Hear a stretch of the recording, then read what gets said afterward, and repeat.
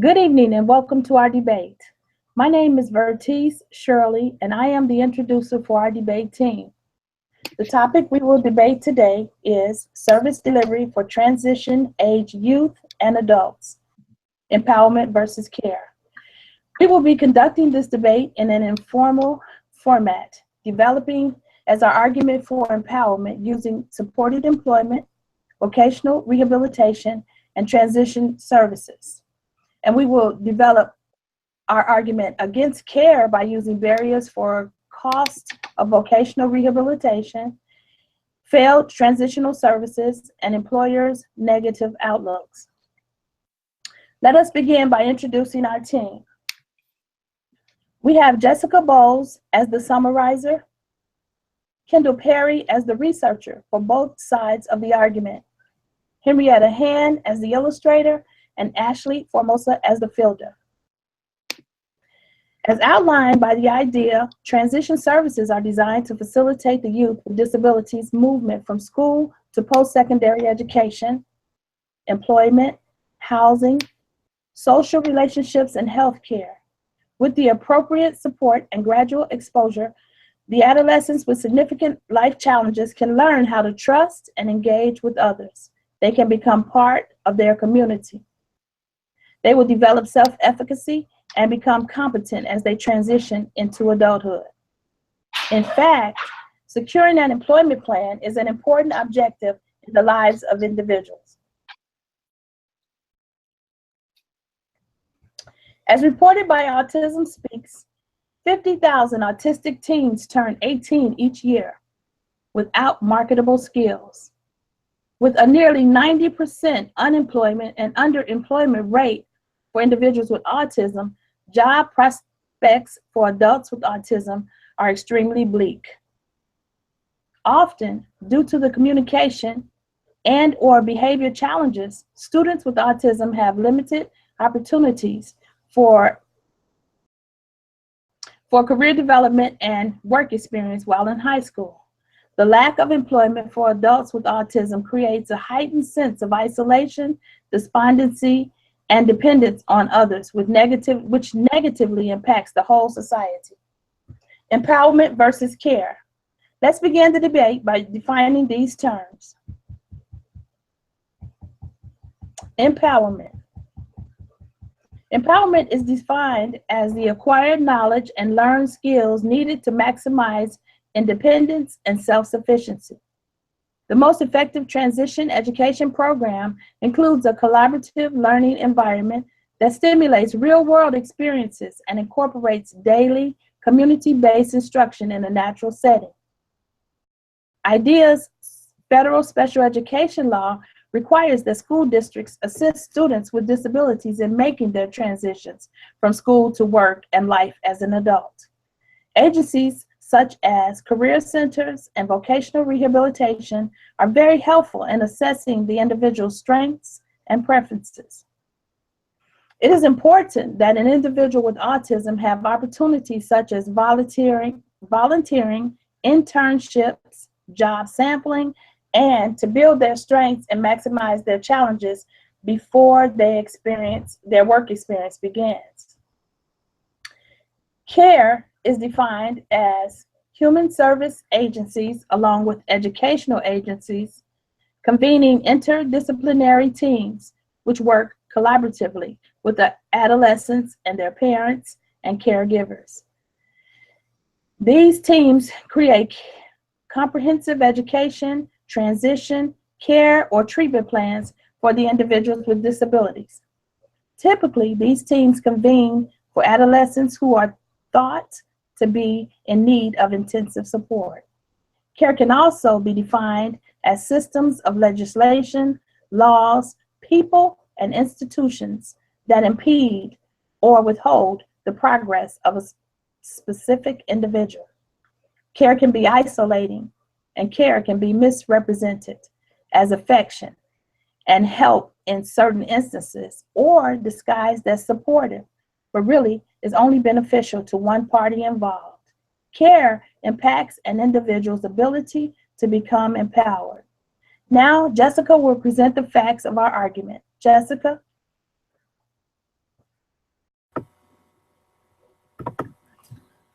As previously stated by Vertice, we define empowerment as acquired knowledge and learned skills to maximize independence and self-sufficiency. With that definition in mind, and for the purpose of this debate, empowerment will include supported community employment, vocational rehabilitation services, and transitional services. These three topics each utilize different but similar methods and concepts to give the individual with a disability the empowerment necessary to become as independent as possible. I will now continue on by briefly summarizing each topic before Kendall explains further the research found to support each of these empowering concepts. To start, supported employment refers to the use of a job coach or employment specialist to obtain employment within the community. Supported employment increases independence by taking individuals with disabilities out of the traditional segregated setting of a workshop or day service and providing an environment in which the individual is integrated into the community for work, increasing the socialization between that individual and other typically developing people. Kendall will now discuss the research found in support of supported employment. In a study by Cook et al., 1,273 individuals with mental illness from facilities in 7 different states were randomly assigned to either a supported employment group or a service as usual condition and followed for 2 years. The service as usual varied between states as the facilities were given leeway in choosing their comparison conditions. The participants were interviewed every 6 months and employment status along with services were tracked on a weekly basis. After 2 years, the experimental group was more likely to achieve competitive employment and more likely to work 40 or more hours in a given month. Experimental groups also had higher earnings per month. In other studies, 6 day treatment centers converted their services to supported employment. In one sample, the participants were considered to have no rehabilitation potential, and they had been at the day treatment program for 8 years. There were 317 participants and 187 in the comparison group. The follow-up data showed that 38% of the experimental group were competitively employed compared to 15% of the comparison group. Bannerman, Sheldon, Sherman, and Harkick suggest that federal and state facilities want to promote and empower individuals as these services will provide needed skills to lessen the overall impact on government funding. Individuals with disabilities should be empowered and taught daily living skills, have choices about how and what they will learn, taught how to make choices, and overall how to exercise their rights to make those choices in any and all settings that they live, perform, and exist in. Furthermore, transitional services are defined as the period of time when adolescents are moving into adulthood and are concerned with planning for education, careers, healthcare, financial benefits, housing, and independent living. With that in mind, the goal of transitional services is to educate and empower the individual and their team with making the best plan for that person's future, which will promote independence and focus on that person's goals and interests. Kendall will now discuss research in support of transitional services. Trainer, Morningstar, and Murray took data from the National Longitudinal Transition Study and, using a secondary analysis, examined the characteristics and quality of transition services for those with high incidence disabilities. The sample included 2,400 students with high incidence disabilities who were surveyed and interviewed along with teachers and school administrators. They found that nearly all students with high incidence disabilities were receiving transition services. Another positive finding was that the majority of the students, educators, and family played a significant role in transition services. This type of involvement has been empirically linked to successful post-school transitions. Moderately positive student outcomes were reported for adolescents who received transition services that pertain to independent living skills, self-determination skills, money management, and employment-related skills.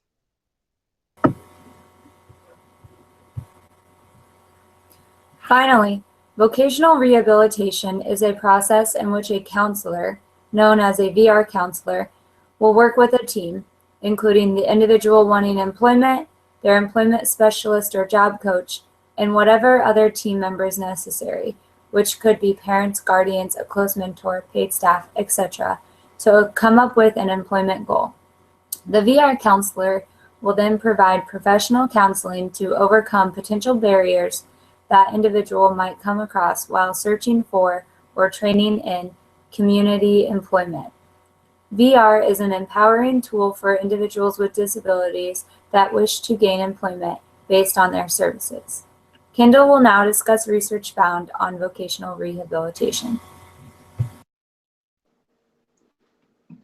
In a study of 5,000 participants from 3 different disability groups, data was taken from the U.S. Department of Education Rehabilitation Service Administration to analyze employment outcomes. The disability groups that were studied included sensory and communicative disorders such as visual or hearing impairments, physical disabilities like arthritis or spinal cord injuries, and mental impairments like depression, schizophrenia, or learning disabilities. The effectiveness of vocational rehabilitation counseling was examined, and the data showed that 62% of the group that received VR were gainfully employed. The group with the sensory and communicative disabilities had a significantly higher successful employment rate of 75%, compared to those with physical disabilities who had 56% and people with mental impairments who had 55%.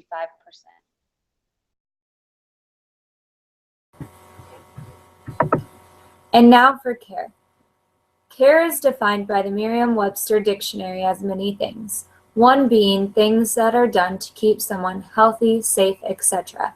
Based on this definition, as well as our research, we will use the definition of care as providing advocacy for an individual that is incapable to do so themselves to keep that individual safe and healthy.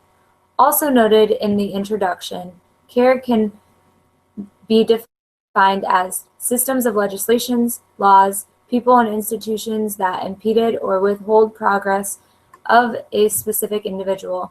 Care can be isolating, care can be misrepresented as affection and help in certain instances or disguised as supportive, but really is only beneficial to one party involved.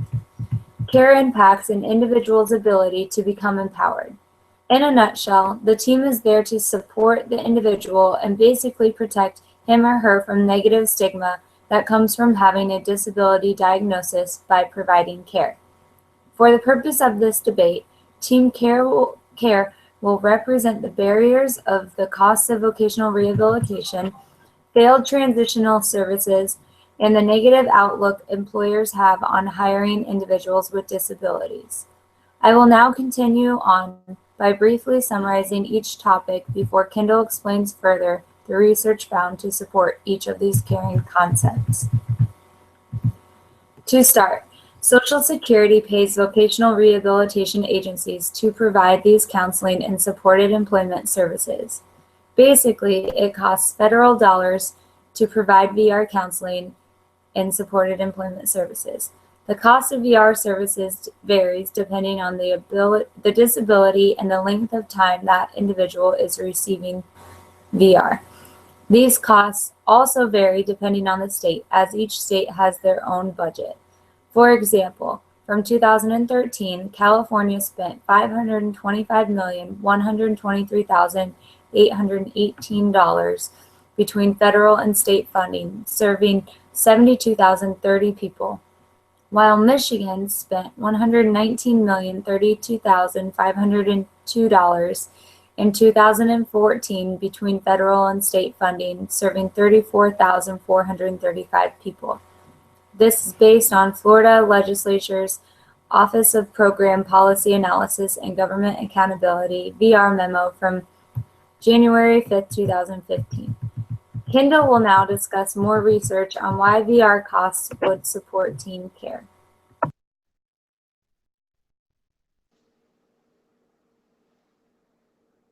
The rapid rise in the rate of autism has led to concern about the affordability of supported employment in the future.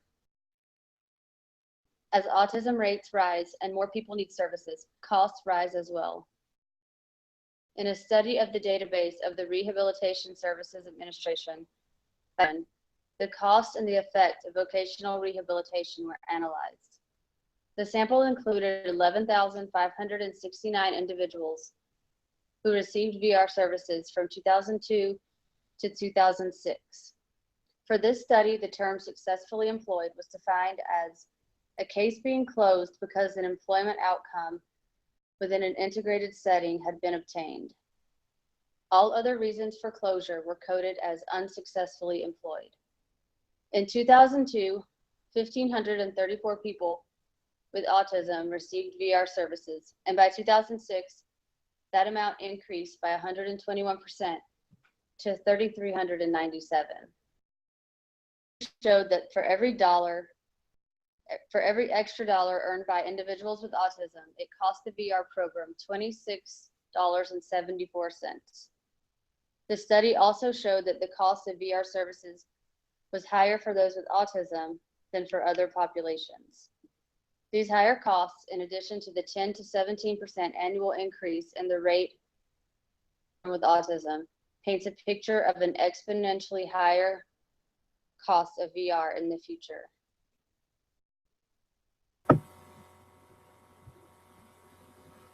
Next, transitional services, while great in theory, have not been proven to have a great follow-through. As stated previously, transitional services are formed so all members of the individual's team are present and on the same page to empower that person's independence. With that being said, it can oftentimes be difficult for all team members to follow through with their specific duties. From personal experience working in employment services, I have heard parents of clients fresh out of high school saying that their case manager did not know about a specific service, or their teacher was unaware of the next step for their child, or some team member was supposed to assist with a specific service and never did. Many failed attempts at transitional services have been documented. Kendall will now discuss failed transitional services in further detail.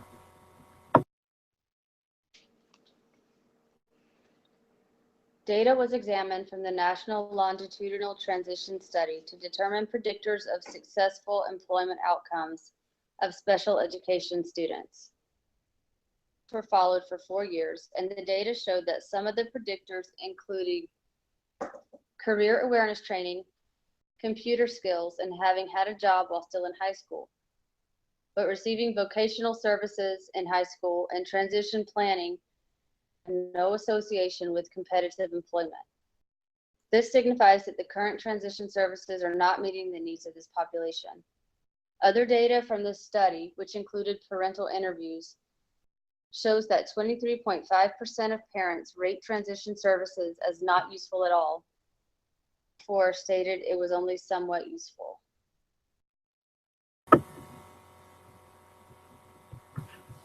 Finally, it is no secret that there is a negative stigma that comes with having a disability. When you state that so-and-so has a disability, employers who are not taught otherwise will think that employing someone like this is going to be more work than what they need. There are many myths to hiring someone with a disability, such as people with disabilities don't have the right skills for business, accommodations cost too much, hiring people with disabilities will make the employer vulnerable to litigation, and many more.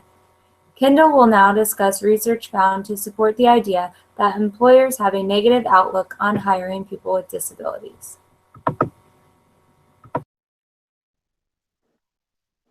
In a survey by Kay, Jans, and Jones, HR professionals and supervisors working for employers who did not always comply with ADA standards were asked why employers did not hire people with disabilities. The results showed that the primary reasons were lack of awareness as to how to deal with the workers with disabilities, and fear of being stuck with a coworker who can't be disciplined or fired because of the possibility of a lawsuit. 70% of responders agreed upon are difficulty assessing an applicant's ability to perform job tasks, concern over the extra costs, and concern about job performance. In training for employers, some of these ideas can be challenged without the need for supported employment. Bannerman, Sheldon, Sherman, and Harkick address the ideals around care and the institutions who serve those with disabilities. Third parties often assume the right to choose and provide for individuals under their care. Schedules and simple preferences are made on behalf of those with disabilities because it's simply easier and more time efficient for workers to make these choices on their own without causing potential behaviors or disruption to the lives of those they serve. Basic liberties are in turn taken on by service workers and third parties, administrative time and costs. These decisions also appeal to the board of directors. In care facilities, personal liberties such as individuals having input on their treatment when appropriate, and any choices and opportunities are made on behalf of staff to keep situations calm, structured, and efficient. Necessary inflation as addressed by VR. Service providers remain focused on the opinions of third parties and use these pressures to enable services that are cost-effective and minimally disruptive. And now, Henrietta will present our illustrations. Henrietta? Thank you. I'm going to explain some of the data that are presented graphically in the studies that have been cited in this debate. We will start with graphs that are in favor of empowerment. These graphs are from the study by Cook and others, 2005. They represent the experimental group who received supported employment with squares and the control group who did not receive supported employment with triangles. The top left graph represents the average percentage of participants who are competitively employed. The experimental group is significantly higher than the control group. The top right graph shows the average percentage of participants who worked 40 or more hours per month. The experimental group is higher again, although not as drastically different as in the first graph. The bottom graph depicts the average number of dollars earned per month. Once again, the supported employment group earns more dollars per month than the control group, approximately $50 more in this final data point. Next, we have Bond and others, 2004, who demonstrated significant increase in employment rates after converting from a day treatment model to a supported employment model. The light gray represents the pre-conversion employment rates, and the black lines stand for the post-conversion employment rates. As you can see, there's quite a difference between those.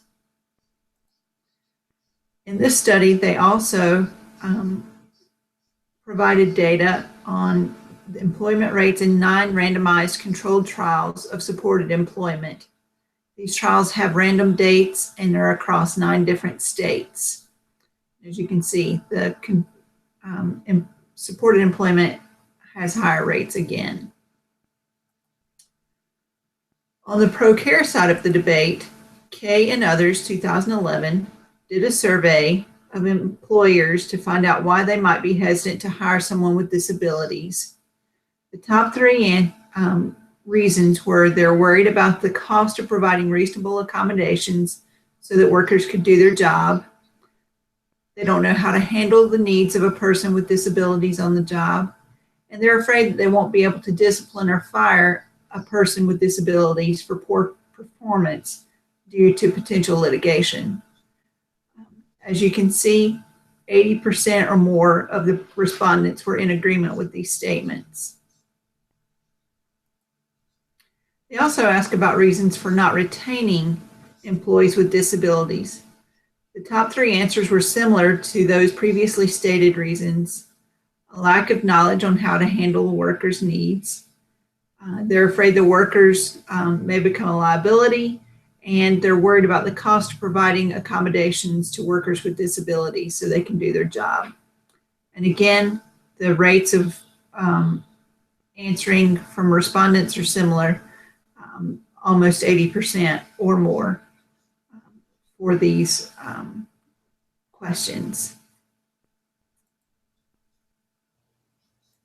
Thank you.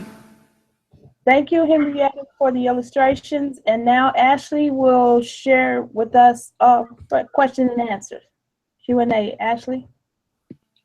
Thank you. So we're just going to go over some frequently asked questions that we've had about our topic. So question 1 is, what legal examples are there related to this debate? Legal issues surrounding care may focus on the government's red tape, which proved detrimental to the overall growth and opportunities provided to those with ASD. State and federal laws, legislatures, and district-wide boundaries can be limiting to one's right to empowerment and independence that can be gained from proper facilitated services for all ages.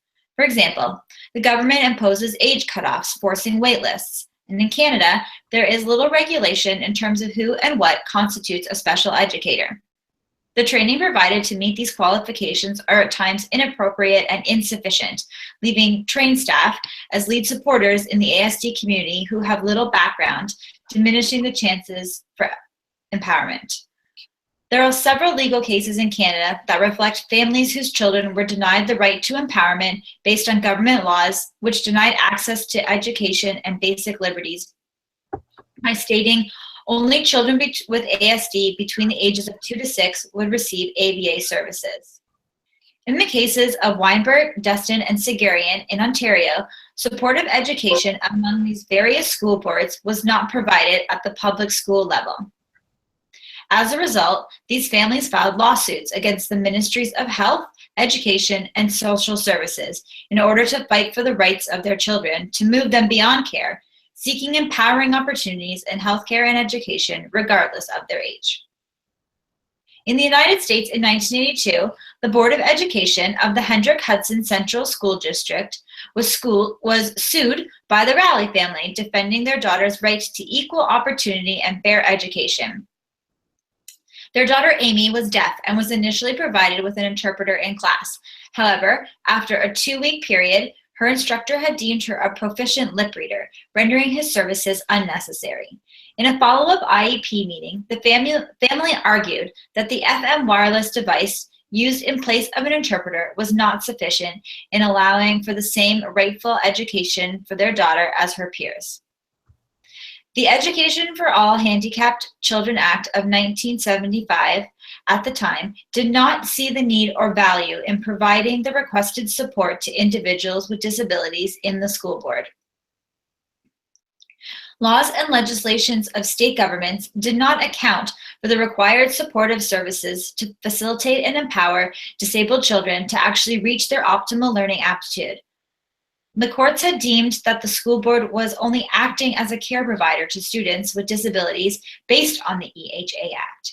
It was never their intent to provide services to empower and enrich the lives or provide opportunity to students that they were allowing into their schools. The act served as another handicap for these students in life who were being permitted into schools without any intent for follow-through, appropriate, or opportune education.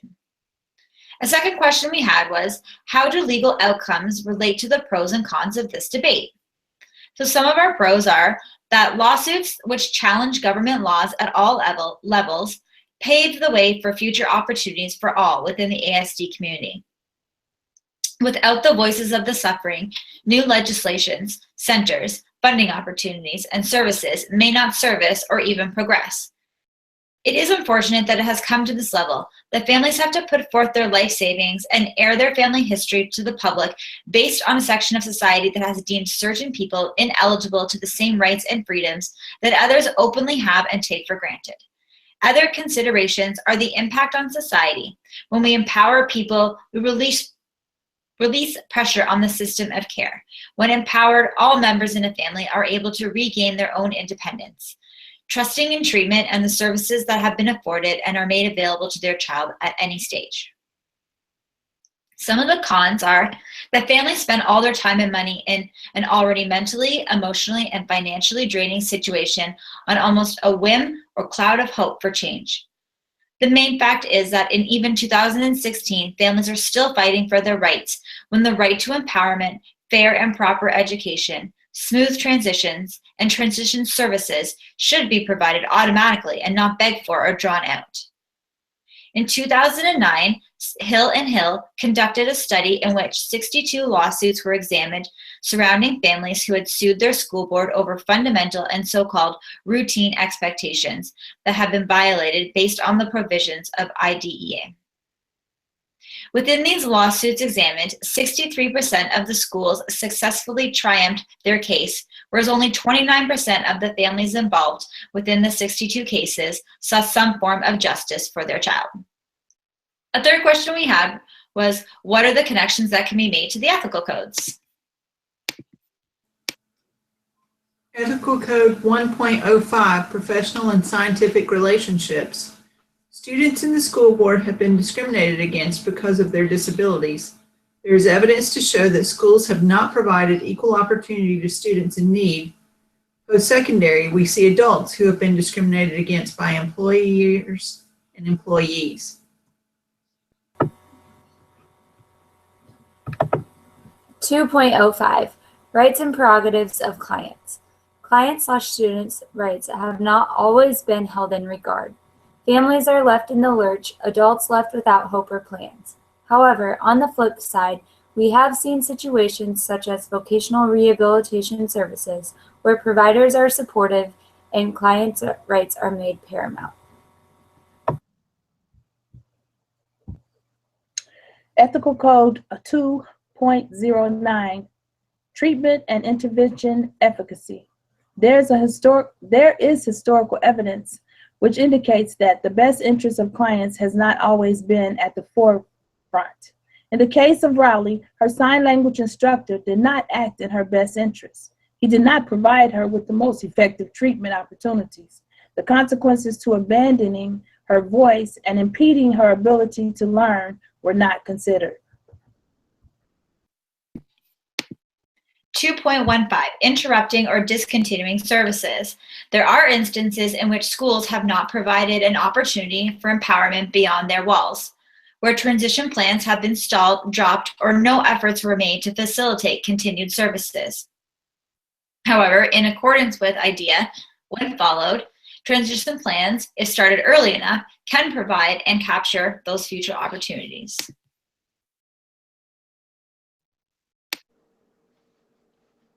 (4.02) Involving clients in planning and consent. Students and adults should always be invited to join in on their transition planning services or any behavioral treatment planning and changes if their functional level permits. This encourages another level of empowerment when seeking transitional services or looking at the next step in life. Our last question was, what do you see as the biggest promoter of empowerment to those with ASD? And likewise, what is the biggest proponent of care? So we thought that time was a big factor in empowerment and is the key to most things in autism. If we plan for transitions early enough, by the time the student graduates, they will have the necessary tools needed to be successful in the next chapter. When looking at empowerment overall, it's more than academics. Students and adults need to be provided with the opportunities to acquire and master daily living skills and social skills that are typical and relevant to the culture and society in which they live. In terms of care, we believe the biggest proponent here are families whose guilt or denial can become an overriding factor. Therefore, they end up doing tasks that their family member with autism could or would be able to do on their own. Without self-promotion from inside the family system, it is harder to empower and provide opportunities of independence for our students. So in conclusion, both empowerment-targeted concepts and care-targeted concepts are looking out for what they believe to be the person's best interest.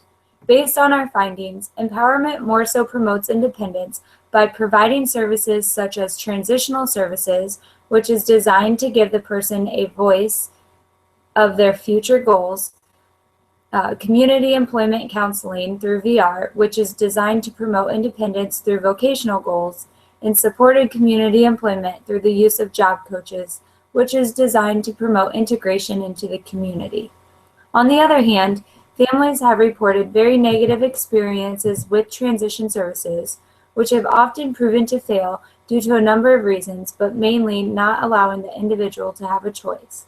VR costs seem to be high, with numbers such as Michigan spending $119,032,502 in 2014, and employers having a negative outlook on hiring people with disabilities. With that being said, Team Care would choose to protect our clients from the negatives to promote health and safety, while Team Empowerment would promote independence in any way possible, particularly through competitive community employment. With ethical codes such as 2.05, Rights and Prerogatives of Clients, 2.09, Treatment Intervention Efficacy, 4.02, involving clients in planning and consent, and more being questioned on either or side, it can be a fine line and very situational as far as what is best for the individual with a disability, care or empowerment. We have thoroughly enjoyed learning about the different aspects and hope you all have taken away some new knowledge from our debate. Thank you.